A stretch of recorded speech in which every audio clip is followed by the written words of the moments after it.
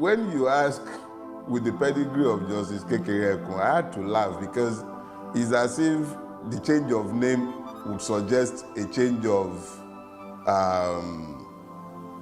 some change of guard, as if some paradigm has shifted simply because we moved from an Ariwola to a Kekere Ekun.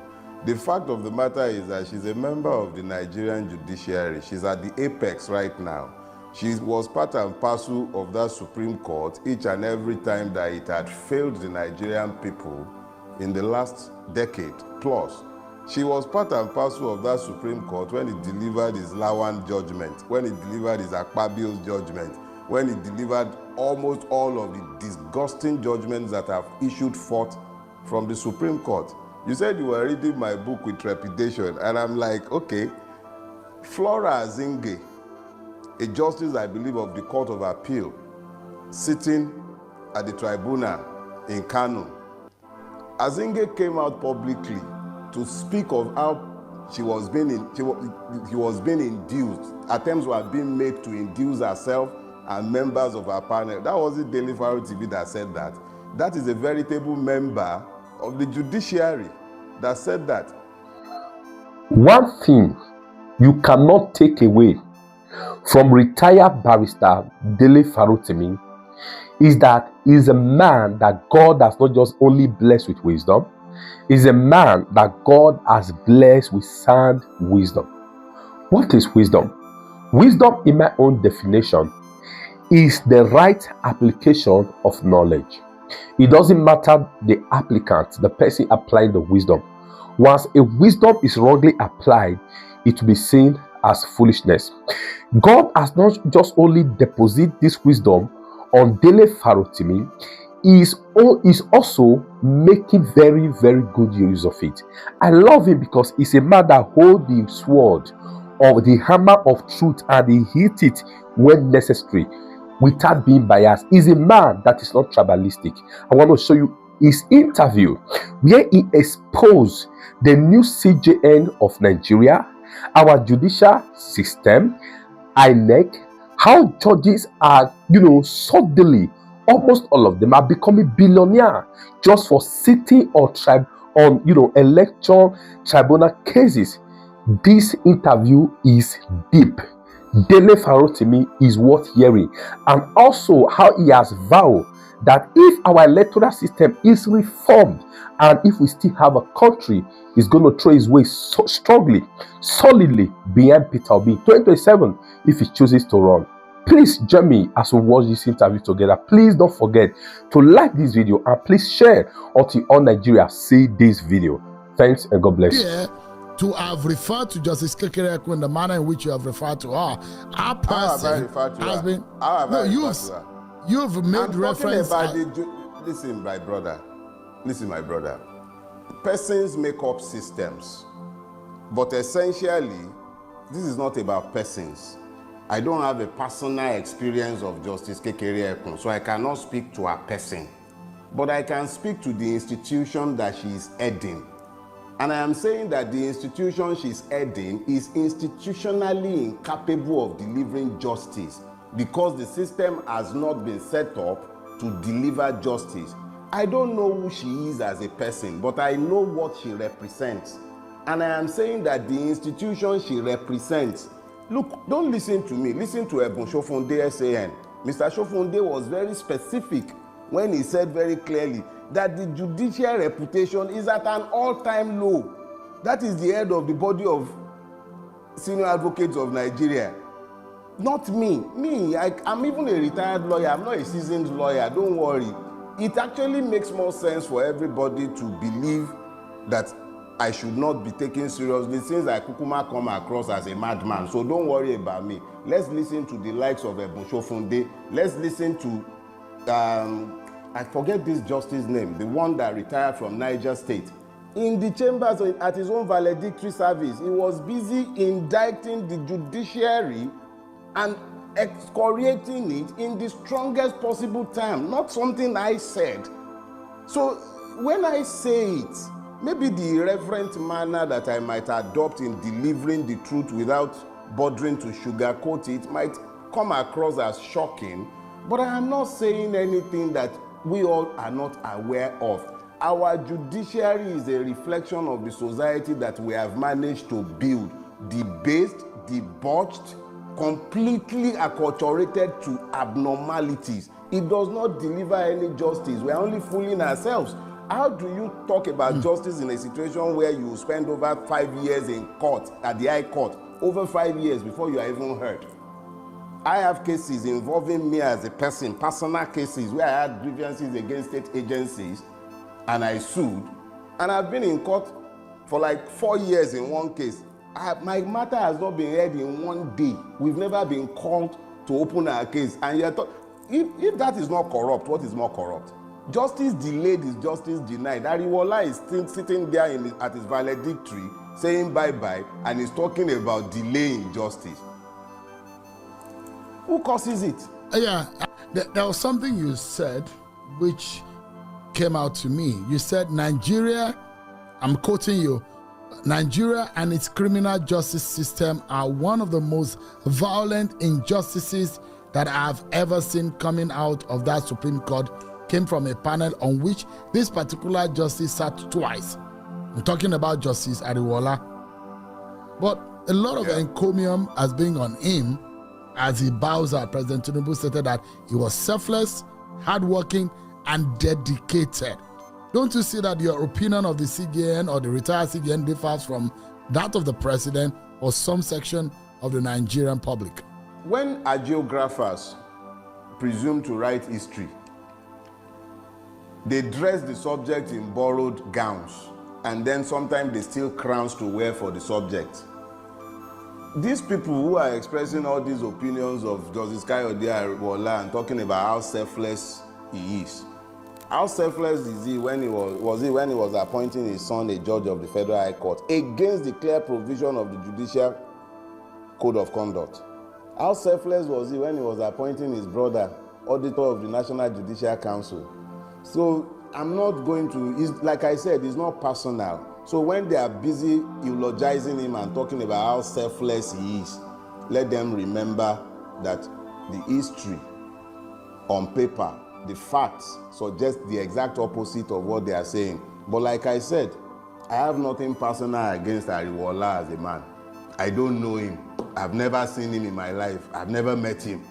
So whatever it is that they say he is, history will judge all of us eventually. History would decide whether a selfless man would appoint his son a judge, his daughter-in-law a judge, his brother auditor, another cousin justice of the Court of Appeal under his watch as the Chief Justice of the Federation. So me, I'm not going to join issues with his judgment by history. I've written what I know of him, and that was what I found in coming across him as a public servant. Other than that, I don't know him as a person. I have merely given my account of what I know. Those who are busy dressing him in borrowed gowns, they can enjoy themselves. History will take those gowns off him in due course. Coincidentally, there was a matter in court with the former Minister of Finance, Kemi Adeosun. And it looked to me that this is yet another kind of frustration that you express in this book about the state of our justice system. How sad do you think this scenario for you based on how you express it in the book? Mike, I had a case. I was being tried before Justice Dada, and whilst I was there, 2 people were equally being tried by the EFCC before Justice Dada. The lady was trying to procure a visa to the United Kingdom, and she was trying to do this using forged documents.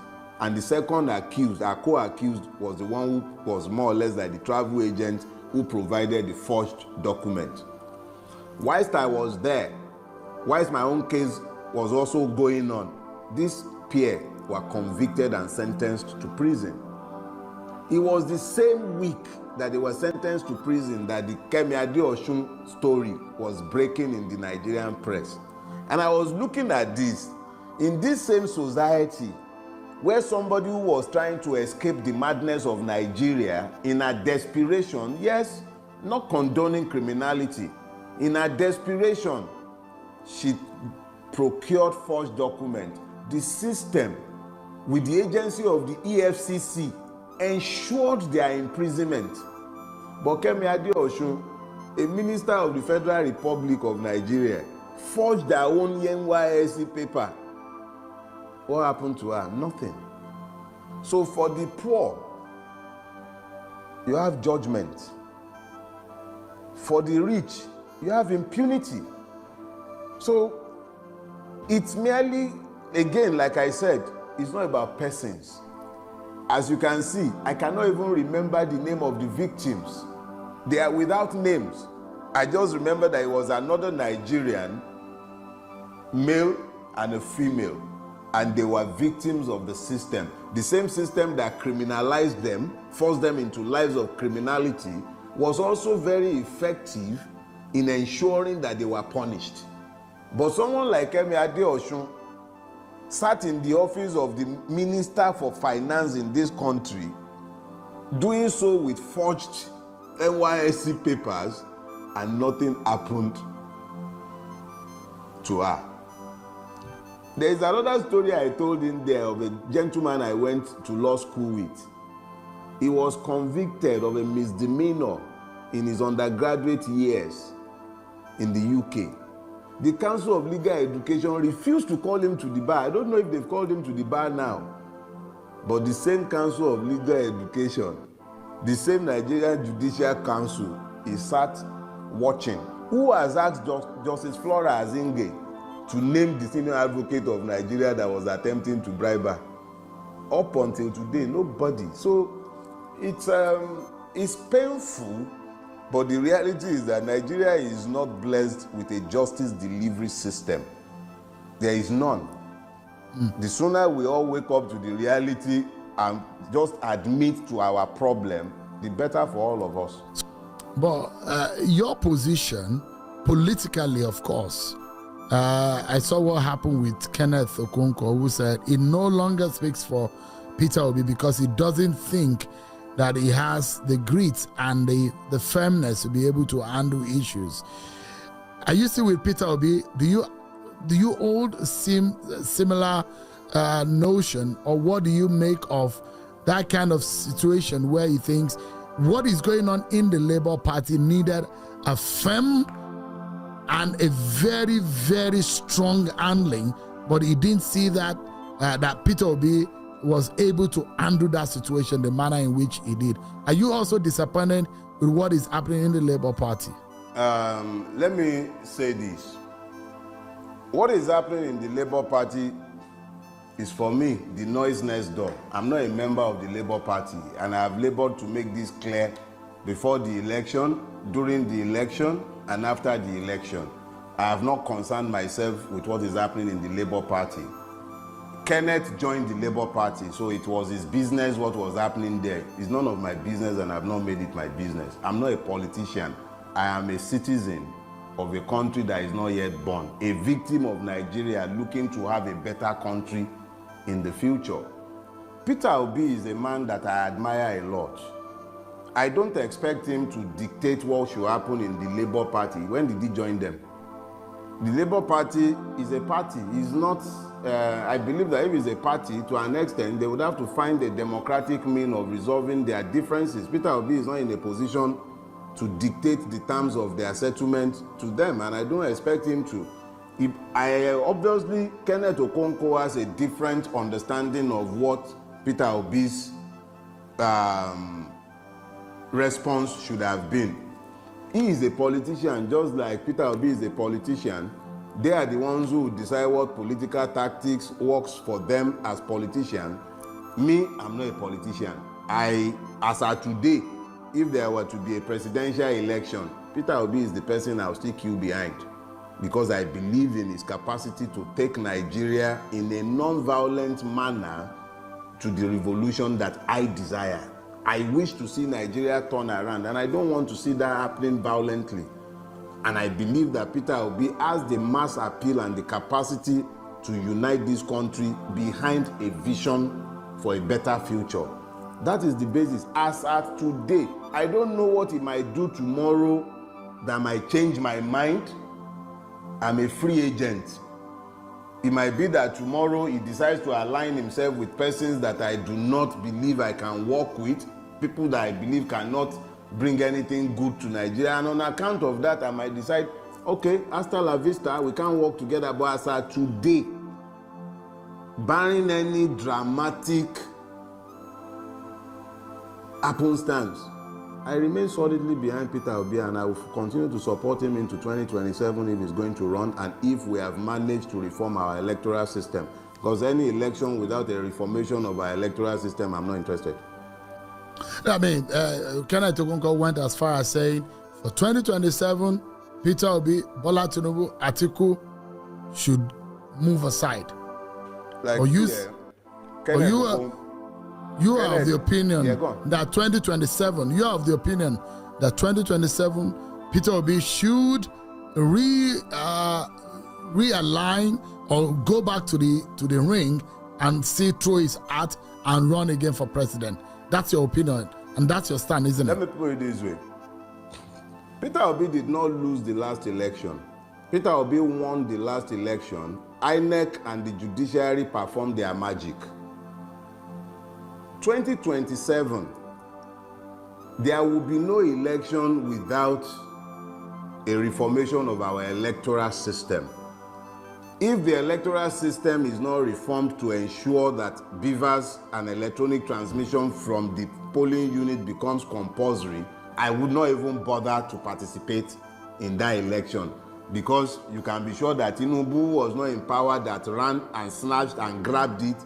Already has the 2027 election result written.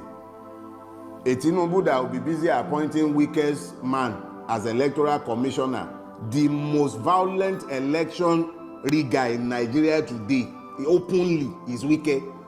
That is the person whose proxy was being appointed as that's a weighty allegation. Electoral commissioner. That's a weighty allegation. I said it because it's on video. Now I beg you, stop being politically correct. There are multiple videos and audios of Wike enforcing his political will in Rivers State over and above the sovereign will of the people of that state. Violently too. So this is not, please, I don't do beer parlor talk. No, because and when you need to balance things, you can, are you suggesting, okay, let's turn it into an argument. I am saying here, my name remains Dele Farotimi, and I am saying that there are more than enough material online showing Wike violently suppressing the right of the people of Rivers State to elect their chosen representatives. And I am saying that his personal aide, his person, has already been appointed a resident electoral commission since Tinubu came to power. So how can you be talking about a free and fair election in 2027 when it's already a fait accompli that without consequential amendment of the Electoral Act, without a consequential reformation of our judicial system, the same madness that took place in 2023 will repeat itself in 2027. If we do not tell ourselves these basic truths ahead of time, how can we even hope that anything will change? We have to be unapologetic and unrepentant in pushing the truth in their eyes. As I've told you, the truth is both a sword and a shield. I love wielding it as a sword and smashing them on the head with it, and I don't care for their feelings. I don't know how long any one of us is going to live. I'm not going to live my life kowtowing to the opinion, sentiments, or emotions of worthless human beings who have wrecked the life of thousands and millions by their actions and inactions. So we cannot be talking about an election in 2027 in the presence of the multiple madnesses that have remained with us, in the presence of a situation where a corrupt INEC chairman will open his mouth and blithely declare on national TV, go to court. We can't be having that and be talking about an election in 2027. We must at least be honest enough to tell ourselves what is in front of us. If there is going to be an election worthy of his name, I will be out there supporting Peter Obi. If there will be an election, and if we still even have a country, the way Bulaba is going with Nigeria, what do we know that will be left of this country by 2027? What will be left of this country? an emir is being killed in his own domain after ransom war, and we are talking about 2027. An Oba was killed. 2 Obas, for instance, were killed in Ekiti for the other time. And we are still talking about 2027. You practically don't have a functional state again. Somebody is single-handedly, without recourse to any due process, the due process law be damned, the PPP law be damned, single-handedly without public tender of any sort, be awarding a road at 4 billion naira per kilometer. And you are still talking about a country. Why are we lying to ourselves? We must, even if they will not agree, we must be unapologetic in telling these truths. Whether we would have a country in 2027 is up in the air. Hunger has become a real issue. So, I mean, the government of the day will say, Mr. Farotimi, that they are making... Which government? The government that cannot even ensure that we have fuel. Which government? Do you have government? You have exploiters, buccaneers, thieves. But, I mean, which government? The government of the day will say they are making efforts in fixing the problem that they met on the ground. It's still early in the day. They just have about a year. I'm Chinese too. I'm Chinese and I'm 6'7". Do you believe me? The government of the day has said they are making effort. We see the effort now. They are making effort. They are buying private jet. They are buying yachts. They are spending 21 billion to renovate. They are spending 90-something billion on Hajj. Is that the? And then they are falsely and fraudulently implementing Orosanye report. They are busy privatizing NNPC. We are busy refining in Malta and everywhere. We see the effort they are making. So I'm Chinese too, Sheung, and I'm 6'7". Do you believe me? So you don't see any good that this government has done since the last 1 year? Do you see it? No, I'm asking, because I'm a journalist. I'm asking. I had no expectation of anything good from this government. Nobody steals power to benefit the people. It does not happen. I do not expect the mercies of a thief who has robbed me. I was not under any illusion whatsoever about this government. But when you say that the election was stolen, there are those who argue that the elections were fought. The candidate you're talking about came a distant third. The case went to court, and the first court of first instance went to the Supreme Court, and the court validated the outcome of the election as pronounced by INEC, and that the lawyers were unable to prove that the elections were rigged or fraught with irregularities. How then will you be able to say that the mandate was stolen? Sure. Let me say something, right? You know, the ICPC was set up by Obasanjo. ICPC said that as of 2018 to 2020, 9.45 billion was paid as bribes to lawyers, by lawyers to judges. I didn't say that. Justice Kayode Esho said judges are becoming billionaires because they are sitting on electoral tribunals. Dele Farotimi didn't say that. If you believe for 1 second that the Nigerian Judiciary did justice in the 2023 election cycle, I have dollars to sell to you. Just bring money, let's go and buy chemical. What I will say to you is this, Sheung. Yorubas have a proverb. They say that two people cannot be equally fooled by a lie. If the person telling the lie is unaware that he is lying, the person being told the lie should know that a lie is being told. At least the person against whom the lie is being told should also be aware that a lie has been told against him. I say it without any equivocation. The Nigerian judiciary, by its multiple somersaults in the last electoral cycle, established beyond any argument the fact of its complicity in the rape of democracy in 2023. People can hold their opinions, and that's the beauty of opinion. Everybody is entitled to one. Even me. You may or may not agree, but I am still entitled to that opinion.